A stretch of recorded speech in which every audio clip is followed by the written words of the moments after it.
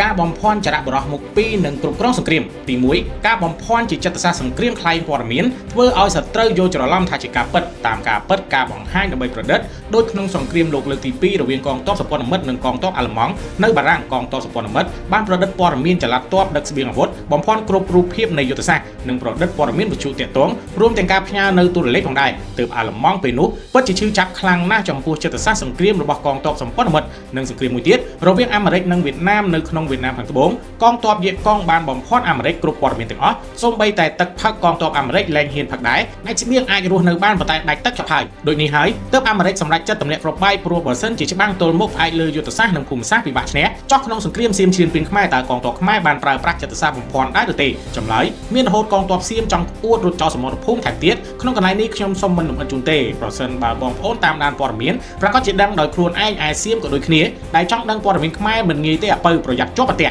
ទី2យុទ្ធសាស្ត្រចរៈបរោះមុខ2គឺជាព័ត៌មានចារកម្មនិងចាំបាច់ដើម្បីដឹងច្បាស់អំពីសត្រូវនៅក្នុងសង្គ្រាមអាល្លឺម៉ង់ជាមួយអង់គ្លេសការប្រើប្រាស់ចរៈមុខ2បានធ្វើឲ្យអាល្លឺម៉ង់ចង់ដាច់ផ្ងាគិតថាឲ្យចារកម្មរបស់ខ្លួនទៅយកការមានឯណាចារកម្មត្រូវអង់គ្លេសប្រើលុយទិញក្បាលបាននិងផ្ដល់ព័ត៌មានខុសទៅទាំងអស់និងថែមទាំងយកព័ត៌មានពីអាល្លឺម៉ង់ឲ្យអង់គ្លេសថែមទៀតនិងសង្គ្រាមរវាងអ៊ីស្រាអែលទល់នឹង6ប្រទេសក្រុមចារកម្មដែលបានបញ្ជូនទៅយកការពីអ៊ីស្រាអែលត្រូវបានអ៊ីស្រាអែលទិញបានទាំងអស់ទើបនៅក្នុងសង្គ្រាមនោះខាងអ៊ីស្រាអែលក៏បានព័ត៌មានទាំងអស់និងចុងក្រោយឈ្នះសង្គ្រាមចោះខ្មែរប្រើយុទ្ធសាស្ត្រចរៈបរោះមុខ2ដែរឬទេចម្លើយខ្ញុំអាចបកស្រាយបានត្រឹមកន្លងមកខាងខ្មែរយើងចាប់បានចារកម្មរបស់សៀមដែលជាជនជាតិខ្មែរដែលបញ្ជូនមកឲ្យស៊ើបការនៅក្នុងសង្គ្រាមប្រាប់ថ្ងៃចំពោះចារកម្មមុខ2ខ្មែរយើងប្រើឬអត់គឺទុកឲ្យទៅចោលសៀមដេកភ័យទៅ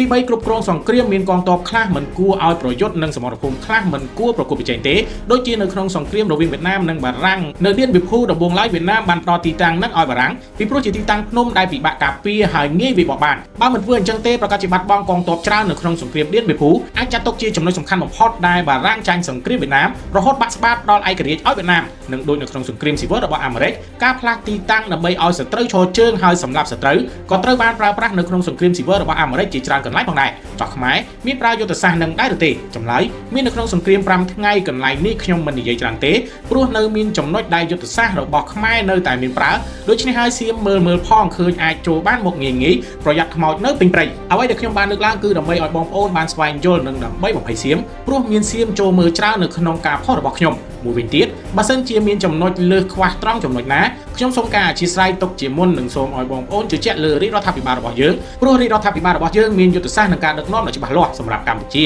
យើងមានសុខសន្តិភាពនិងអាចយកឈ្នះចោលឈ្នះពៀនខ្ញុំសូមគោរពអរគុណបងប្អូននៅក្នុងការចំណាយពេលវេលាដ៏មានតម្លៃអាន